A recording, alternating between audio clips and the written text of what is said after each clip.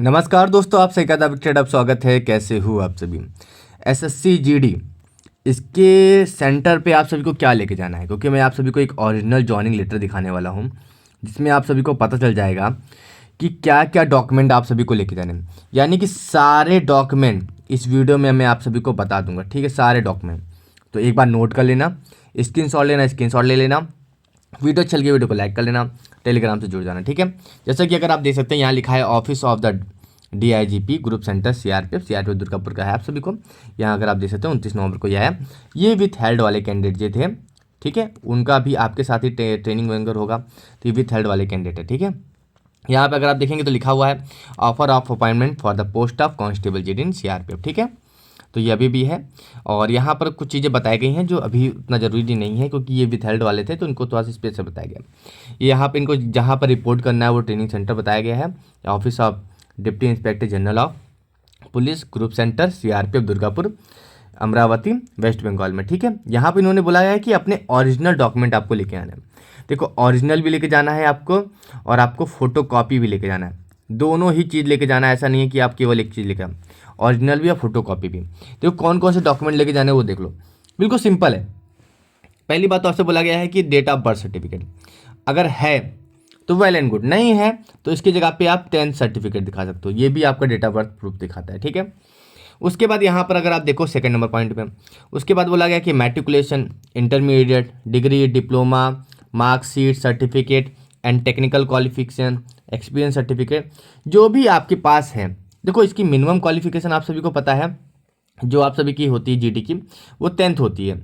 मगर अगर आप जो आपकी सर्विस बुक बनती है ना, जो आपकी सर्विस बुक बनती है, जैसे मान लीजिए आपको आगे जाके LDC देना है, डिपार्टमेंट देना है, तो LDC वगैरह डिपार्टमेंट की जानते हो आपको क्वालिफिकेशन वगैरह ज़्यादा होगी। अगर मान लीजिए आप SI के लिए देंगे तो आपको कम से कम ग्रेजुएट चाहिए। अगर आप ग्रेजुएट होगे तभी तो अप्लाई कर पाओगे, तो आपकी सर्विस बुक में ग्रेजुएट होना चाहिए। तो इसलिए आप सभी अपनी मैक्सिमम क्वालिफिकेशन का सर्टिफिकेट अगर आपके पास है तो आप पूरा लेके जाओगे, ओरिजिनल भी लेके जाओगे और विथ कॉपी भी लेके जाओगे, दोनों ही लेके जाओगे, ऐसा नहीं है कि आप कुछ छोड़ोगे, ठीक है। उसके बाद थर्ड नंबर पे आप देखो, उसके बाद कास्ट सर्टिफिकेट, अगर आप OBC हो तो OBC सर्टिफिकेट आप लेटेस्ट भी लेके जा सकते हो, ओल्ड भी, जो मतलब जो डॉक्यूमेंट वेरिफिकेशन के टाइम पे आपने दिया था वो लेके जाना है आपको, ठीक है। वो सब कॉपी लगती है आपकी, ठीक है वहाँ पर। तो OBC सर्टिफिकेट, अगर आप SC ST हो वो सारे सर्टिफिकेट जो है बिल्कुल चाहिए आपको, ओरिजिनल में भी फोटो कॉपीज में भी, ठीक है। ओरिजिनल थोड़ा सा उन्होंने देखते हैं कहीं कहीं पर उन्होंने थोड़ा दिन के लिए वो अपने पास रखते भी हैं, शायद 2 से 3 मंथ, इतने मंथ के लिए वो अपने पास रखते भी हैं। ITBP में हमारे साथ तो ऐसा नहीं हुआ था, ITBP में तो नहीं रखा जाता। बाकी कुछ सेंटर्स पर ऐसा होता है कि जमा कराते हैं। BSF है, BSF भी अपने पास ओरिजिनल डॉक्यूमेंट जमा करा लेता है, ठीक है। ये ऐसा सिस्टम कहीं कहीं होता है। उसके बाद यहाँ पर फोर्थ नंबर पे देखेंगे तो यहाँ लिखा है प्री वेरिफिकेशन। यहाँ पर एक डॉक्यूमेंट जो मैं आपको दिखाने वाला हूँ अभी लास्ट में है, जो बोला गया है प्री वेरिफिकेशन फॉर के enclose with this offer of appointment letter, यानी कि इसमें एक इनक्लोज कर दिया गया, उसको प्रॉपर भर के साइन वगैरह करा के लेके जाना है, वो भी मैं दिखा दूंगा, ठीक है। उसके बाद 5वें नंबर पॉइंट में बोले हैं तो बोला है 10 copies of recent passport size photo, ठीक है। अपनी रिसेंट पासपोर्ट की 10 नहीं 20 लेके जाना, बहुत फोटोज़ वहाँ पर लग जाती है, ठीक है। उसके बाद 6 नंबर पॉइंट बोला है कि पासबुक वगैरह लेके जाना है, बिल्कुल लेके जाना है। चेकबुक लेके जाना है, क्योंकि वहाँ पर आप सभी का जो ये प्रान कार्ड बनेगा, ठीक है। आपको पता है ना आपका NPS अकाउंट खुलेगा, तो NPS अकाउंट के लिए प्रान कार्ड बनता है। प्रान कार्ड बनने के लिए आप सभी को चेकबुक की कॉपी लगती है। तो चेकबुक की जो रहती है ना, जो कैंसल चेकबुक रहते हैं वो सारे लगते हैं आपको, ठीक है। ठीक है, स्टेट बैंक ऑफ इंडिया में होना चाहिए, ठीक है। ये बोला गया है preferably near by your home in your name and ESC ATM chequebook वगैरह सब कुछ होनी चाहिए आपको। ये सारी चीज़ें अपना कर लो, ठीक है। और डेट ऑफ टाइम जो ज्वाइनिंग करोगे उस समय आपको देना पड़ेगा, ठीक है। ये सब सारी, क्योंकि आपके डॉक्यूमेंट है तभी तो सैलरी आएगी। सैलरी कैसे आएगी? सैलरी अगर आपको चाहिए तो आपको अकाउंट वगैरह तो देना पड़ेगा, तो ये तो बेसिक चीज़ें हैं, तो आपको पता होंगे। उसके बाद 7 नंबर पॉइंट बोला गया कम से कम 5,000 रुपये। अरे भाई 5,000 गया, लोग बोलते हैं कि ज़्यादा ही लेके जाओ, क्योंकि कम से कम 10,000 रुपये अपने साथ अपने पास कैश रखो, ठीक है। क्योंकि ट्रेनिंग सेंटर पे खर्चा होता है, आपको लगेगा नहीं होता। पहले तो मेस चार्ज देना पड़ता है आपको, वहाँ पर मेस चार्ज आपको 3,000 3,500 या उस समय टाइम के हिसाब से आपको देना पड़ता है। हमारे समय तो 3,000 3,500 था, हो सकता है इस समय 4,000 रुपये लग रहा है। जो जैसा खाना जैसा महंगाई वैसे आपको पैसे देना पड़ता है, ठीक है।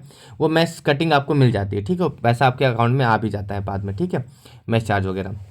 तो ये 5,000 रुपये बोल रहे हैं, तो 5,000 रुपये से ज़्यादा ही लेके जाओ। अभी मैं आपको और भी चीज़, जैसे कि बहुत सारे बच्चे बोल रहे हैं कि क्या क्या सामान लेके जाना है, वो सामान मैं आप सभी को बता दूंगा एक नेक्स्ट वीडियो में। अभी इस वीडियो में बस ये देख लो, ठीक है। बोला गया है कि लाइट बेडिंग, बिल्कुल सही बात है, लाइट बेडिंग ही लेके जाना है। बहुत लोग अपना अपना पूरा पूरा घर घर लेके चले जाते हैं, ऐसा नहीं लेके जाना है, ठीक है।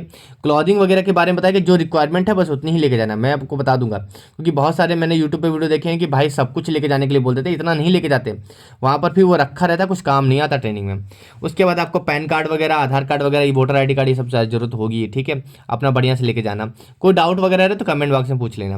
फिर उसके बाद अगर आप 10th नंबर पॉइंट में देखेंगे तो बोला गया है डिटेल पर्टिकुलर नेक्स्ट ऑफ की, यानी कि देखो आपको कहीं ना कहीं वहां पर अपना उत्तराधिकारी बनाना पड़ेगा, आपको पता है ना, किसी को तो नॉमिनी बनाना पड़ेगा। तो नॉमिनी बनाने के लिए उसका डॉक्यूमेंट तो चाहिए, जैसे मदर फादर जो भी आपकी हो, जिसको भी आप नॉमिनी बनाते हो। वैसे अधिकतर तो मदर को बनाते हैं, मदर को ही नॉमिनी बनाते हैं। मान ली मदर नहीं है तो फादर को बनाते हैं, फादर नहीं है तो भाई को बनाते हैं, जो शादीशुदा नहीं है, ठीक है।